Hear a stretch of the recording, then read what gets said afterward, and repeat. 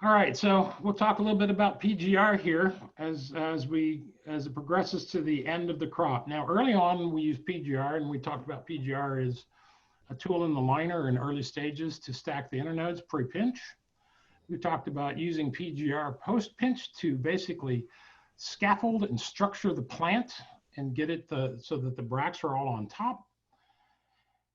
And we've talked about PGR in the sort of early developmental growing stages. Now we're going to talk about PGR now and PGR in October. There is no conversation about PGR in November. So those people that want to whip out the fascination on November 5th, forget it. You're too late, you're going to ruin your crop. So if you needed to stretch, get your crop height, do it early. Know where you are and respond early. That's one of the first rules. But what we talk about right now is this is something that James and I agree on adamantly, is stop the B9 now. Now, what does that mean? Well, it means that early on in a lot of markets, you use B9 Cycocel tank mix in all of these early applications we referred to in propagation, in the post-pinch management, and the early growth development control. But what happens with B9 is it accumulates in the plant and it delays the plant. So repeat applications of B9. So if you're in the South and you're in Texas, and I know, I'm not going to name you, but I'm talking to you right now and you're listening. You have probably put on 4 B9 Cycocels at this point. Stop now, because the B9 accumulates and it will cause delay. What you want to do now is you want to stick to a straight Cycocel regime, or you start to begin the time window when the Bonzi drench strategy comes into play. Now, and I'd love to hear you, James, your 2 cents on this one is, initially when the Bonzi micro drench strategy came out of Barrett's work years ago, there was this fear factor about applications of this around initiation. And I know that when we were looking at bonsais, both as a drench and sprays, absolutely a spray around initiation was damn near fatal as far as delay. But do you think, James, because I am changing my take on this one, what's your take on early micro drench bonsai applications relative to initiation? I'm not, we're not applying the chemical in the top of the plant here. We're trying to target and get it in the media. It's at a very low rate. I'm very anti B9 at this time, right? Because of the issues that I've seen with it. So I got to allow something, right? And I can't say that bonsai has been an issue, right, around initiation from what I've seen. I would say be careful the further north you go. I have worked with a lot of guys in the southern areas that over the years that we've just evolved this strategy. And I have to tell you, the only thing that you want to make sure you have done, in my opinion, before you start playing with micro drench rates of bonsai is that you've built the structure, the scaffold of the plant. You want the structure of the plant right so the branches are relatively even. You start a drench strategy too early, that you'll just kind of lock in the architecture. But beyond that, I don't think, as long as you're accurate, your rates are clear, there's nothing to worry about. And again, this is here's another, it happens every year. Micro drench, if you're going to use a micro drench on a bonsai, we're talking about rates that, a 10th of a part per million, a 20th of a part per million, maybe an 1/8 of a part per million.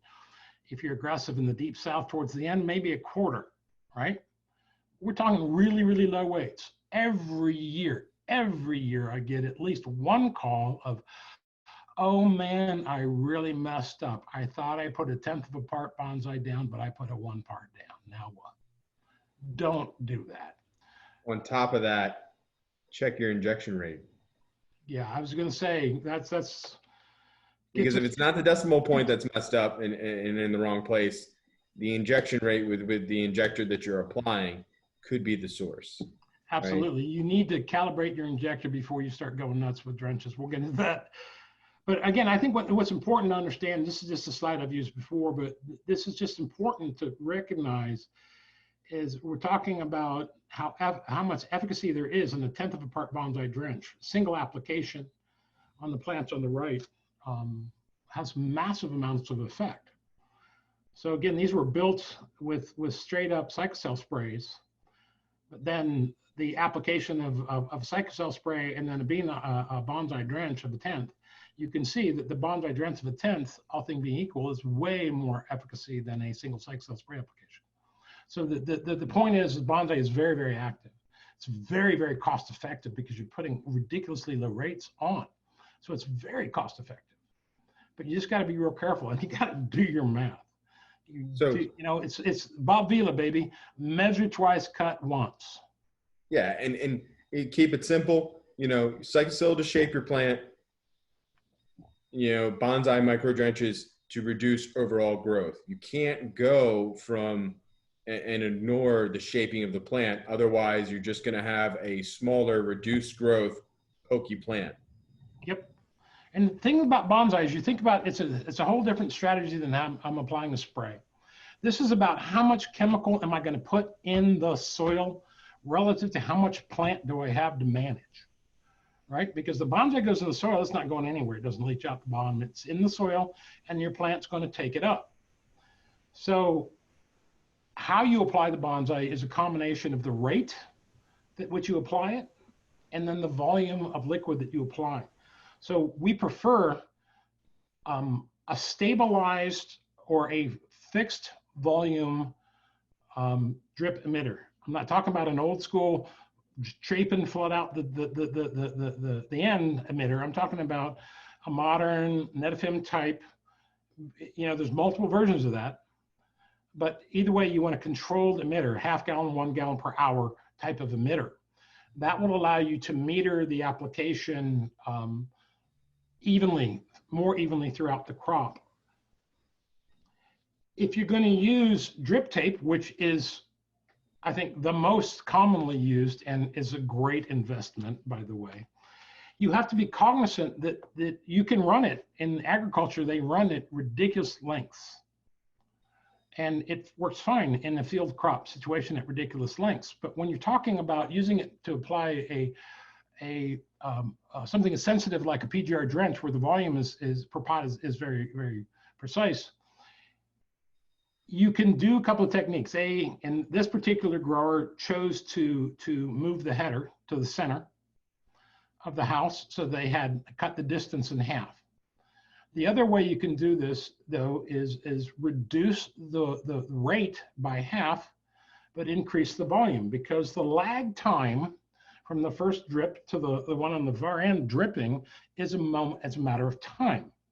So if that lag is 25 seconds, 25 seconds on a 10-minute run of a 1/10 part per million versus 25 seconds on a 20-minute run of a 20th of a part per million as a fraction is much, much less. So it allows you to mitigate the evenness. The other thing that comes into play that really plays in your favor on long drip runs is the ones in the back are going to be a little bit drier and they tend to be a little bit shorter anyway. The only thing that flies against that is if they're sitting on a hot wall or something. But it's just keep in mind that if you're going to run it through a drip system that's very, very long, you want to think about how much volume is going into each pot. So again, I think anything over 150, I would tend to lower the volume, raise the rate. But that's just a personal preference technique. Know your injector is set right. Typically most people set the injector at 1/100, set up accordingly and go about this. Make sure your injector is where you think it is, and then test it. Make sure it's giving you the volume that you think it's giving you. It's pretty easy to do.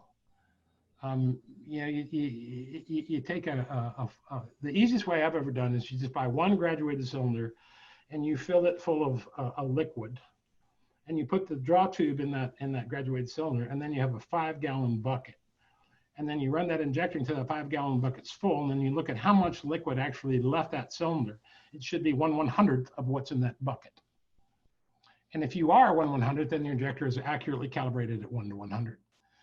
But don't trust in injector calibration. Seals wear out, especially if you use things like TrueBand through your portable injector. The grit in some of these wettable powders and drenches will eat away at the seals. The seals will allow things to leak through. Water tends to leak through, and you're not getting as much chemical as you think you are, because you're getting more blow-by. So again, know your injector, check your injector. If there's ever an excuse to calibrate your injector, I don't know if any of you have ever calibrated your injector, now is the time to do it when you talk about a bonsai drench. I would recommend if you're only using if you're using liquid lime, make sure only one injector is using the liquid lime. Don't use the liquid lime through all the injectors. Well, my worst experience, this will go back, this is an oldie but goldie. This goes back to into the early mid-1980s. Now's Beauty in Florida, this huge plug range. We were full plugs, and we used a lot of band rot. And we had this big, huge Anderson injector set that we were using to drench the band rot. We started in the morning, we stopped for lunch. The assistant grower forgot to stir the bucket. We then pulled band rot mud from the bottom of the injector and basically destroyed 4 Anderson heads in a matter of minutes. So know your injector, know what's doing what you think it's doing. Again, so this is a repeat slide just to shows the efficacy of that.